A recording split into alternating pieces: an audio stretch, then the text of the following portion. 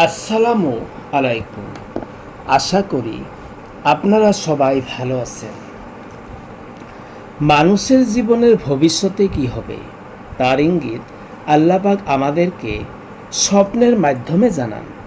স্বপ্নের তাবির ভালো না হইলে অবশ্যই দান খয়রাত করা উচিত।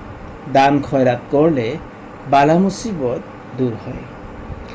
আজকের ভিডিওতে বলবো স্বপ্নে বাঘ দেখলে কি হয় তার কয়টি মান ব্যাখ্যা। স্বপ্নের যে কোনো তাবিজ জানতে চাইলে অবশ্যই কমেন্ট করবেন। স্বপ্নে বাঘ দেখা বাদশা হওয়ার লক্ষণ। স্বপ্নে বাঘে আক্রমণ করতে দেখলে স্বপ্নদ্রষ্টার বিপদ আসবে।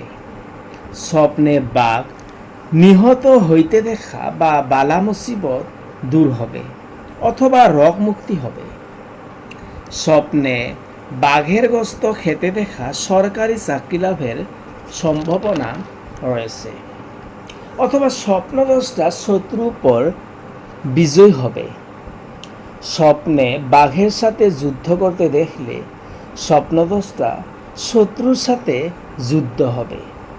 স্বপ্নে বাঘের দুধ পান করতে দেখা অন্যায়ভাবে অর্থ উপার্জনের নিদর্শন। স্বপ্নে বাঘ দেখে পলায়ন করতে দেখলে স্বপ্নদ্রষ্টা শত্রু থেকে নিরাপদে থাকবে। স্বপ্নে বাঘের সাথে সহবাস করতে দেখলে স্বপ্নদ্রষ্টা বদ অভ্যাস ত্যাগ করবে অথবা স্বপ্নদ্রষ্টার মনের আশা পূর্ণ হবে। স্বপ্নে বাঘকে পাকড়াও করতে দেখা দুশ্মনের সাথে সন্ধি করার লক্ষণ। স্বপ্নে বাঘের মাথা পেতে দেখলে স্বপ্নদ্রষ্টা উচ্চপদ লাভ করবে। স্বপ্নে বাঘের মাথায় বসতে দেখলে স্বপ্নদ্রষ্টা সম্মানিত হবে। স্বপ্নে বাঘিনী দুধ বের হইতে দেখলে স্বপ্নদ্রষ্টা বাদশাহের ব্যক্তিগত সচিব হবে।